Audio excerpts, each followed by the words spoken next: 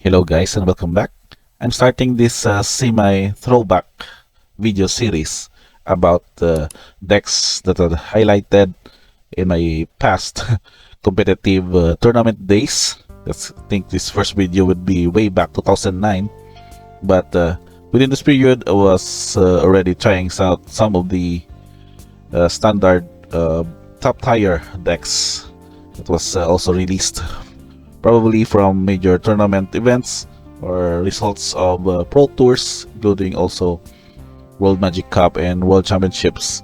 And for today's featured video, I'm pretty sure you're already familiar with this kind of deck build, which I personally was also a fan, in which I was actually trying to build up the components as sort of be part of my personal collection.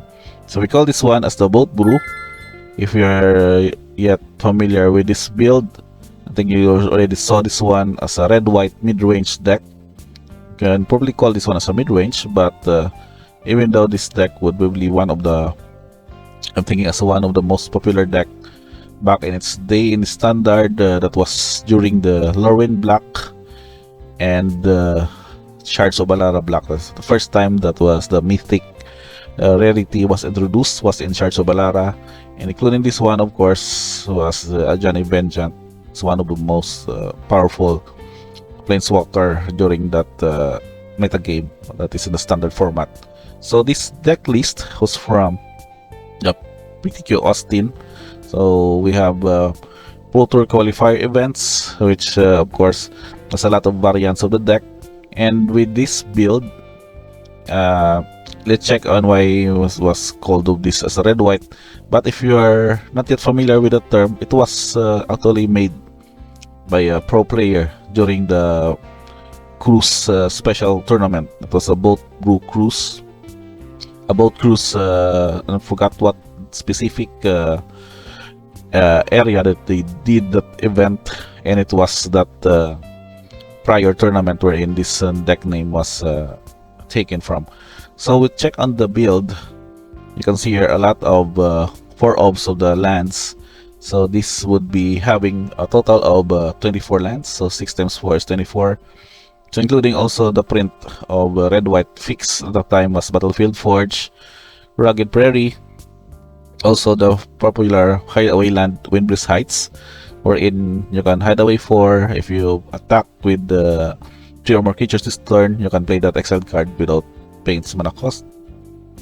Then the other fix is copies of Reflecting Pool that was reprinted and Shadowmoor.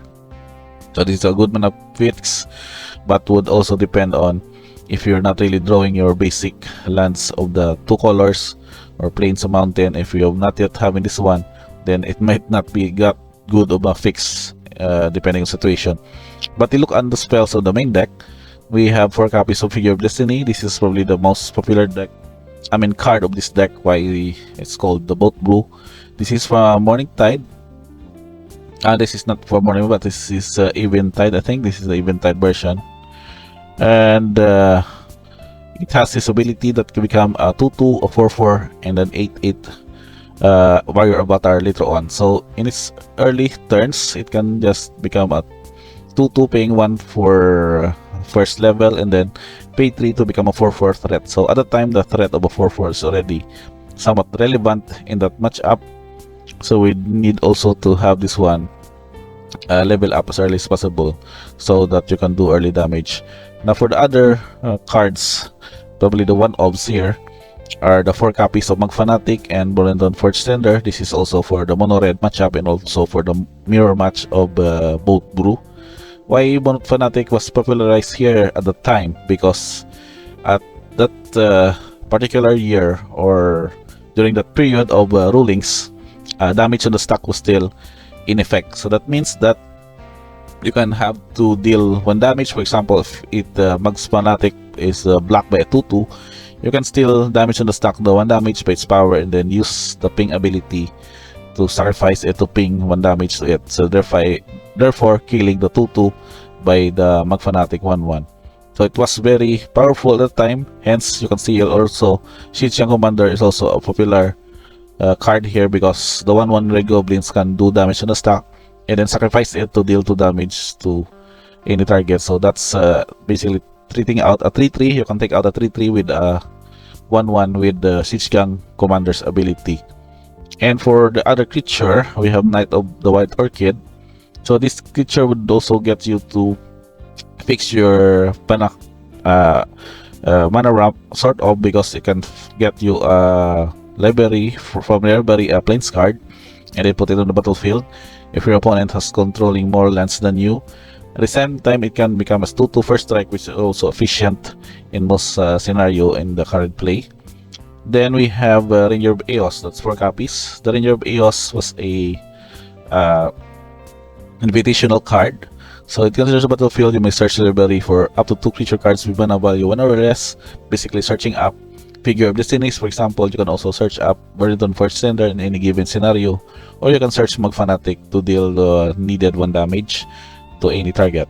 So this is very utility creature. At the same time, it's also a 3/2 attacker per se in the deck. Then with the Revelark, that's 3 copies in the deck, it can also act as just a 5 to cast 4/3 flyer, but when it leaves the battlefield, you can return up to 2 target creature cards with power 2 or less from the graveyard. So in any case, this is the good target of that card, because Siege Gang Commander is basically a 2/2. So returning it from Revelark means that you can also produce again a whole batch of 1/1 Red Goblin creature tokens that can also be used as fodder to deal damage needed. So in the long game, you just basically sacrifice those goblins to deal damage to your opponent's life total. Now for the cards that are sort of utility here, but first we'll add the sorcery that is a creature producer also, is Spectral Possession. It can be tapped for turn 3, producing 3 white. For those 3 white mana, you can create 3 1/1 white creature tokens with flying. So also relevant on that setup. And it probably goes with curving out, for example, a turn 2 Knight coming from a turn 1 Fanatic, then you can have a turn 3 Spectral Possession into an Anajani, for example. Now for the non-creature cards in decks, basically having only the solid Path to Exile, which is a very popular spot removal at the time, and also Anjani Vengeance would also get you to have a good advantage against mid-range or control decks, because you can tap.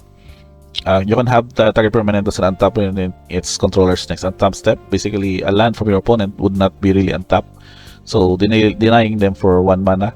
And then later on, your -2 can also be relevant to kill off creatures with 3 damage, or just lightning helix your opponent to the dome, and you will have this effect also. And -7 at any instance would get you to destroy all lands your opponent or target player controls, which is basically your opponent. And last but not the least are 2 copies of Mindstone. So this Mindstone would also get you to ramp, as for example, a turn 3 Ranger of Eos coming from turn 2 Mindstone. But later on, it can also be sacrificed to draw a card for any needed situation. So with this deck, it is basically a very staple mid-range deck for that time. You can swarm up the board early on. You can pick off early damage with these Spectral Possession tokens. You can just use then later on Siege Gang Commander to sacrifice goblins to deal 2 damage, or even sacrifice itself to have those effect, and then use Revelark again to evoke it and return Siege Gang Commander back into the battlefield. Now for the sideboard, let's just do a quick rundown. We have 4 copies of Wrath of God. So the player Matthew Beverly is basically having this one as just a plainly sideboard card for this kind of build. In most of my build at the time, I remember I've been using 2 copies in the main deck and 1 copy in the sideboard, because of matchups against mirror would be really hard. So by the way that they would overcommit their board, then you can just use Wrath of God to clear out the way. Basically, you can kill some of your own creatures, but later on, you can just again Revelark to bring them back into the battlefield. And for, of course, Kitchen Finks, because of Mono Red, in other aggro matchups that can be also relevant for this card, it becomes a 3/2 that can gain you 2 life and can also persist to come back to the battlefield and gain you another 2 life. Now, the only copy here would be the most of the Mono Red or the red-based casting cost is the 4 copies of Fulminator Mage. It was at the time very relevant because they have efficiently targeting non-basic lands. So in this case, let's check on some matchups here that you can target. So this is the best example for the uh, Repel Monitor Mage to be dealing with, because Coil Cascade is basically a 5-color deck. So picking off their main colors would basically won't be able for them to curve into their best 3-color combination of a setup. And then this Monitor Mage can later on also be revived by Reveler. And of course, very macabre, this is now the graveyard shenanigan sideboard for this deck, because you can just discard it at any time to exile up to 2 target cards from graveyards, and it won't really not having a scenario to hardcast this one because of the black color. But this is also very useful against those kind of matchups that relies on graveyards, and maybe doing also some flashback effects or flashback strategies. And last but not least is another copy, Burnton for Sender, again for the mono red matchup.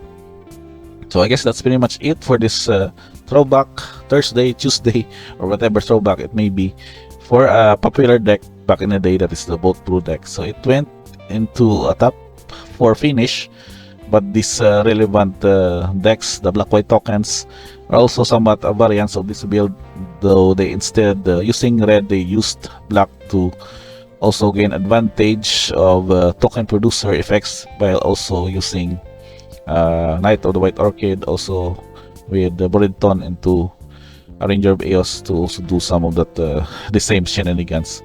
So but still, I think this would be coming to history as one of the prior decks that has somewhat got an interesting origin, but also has become a very staple standard metagame top tier deck at the time of this format, back in Shards of Balara standard and Lorwyn Black standard as per se. So I guess that's pretty much it. Thank you for checking this video. I do hope I would appreciate more of your comments, and below we can have a good discussion, reminiscing these days of playing this deck back in the day, back in the 2009-2010 era of the standard format. Again guys, thank you for watching. Don't forget to like, subscribe, and see you guys on the next video.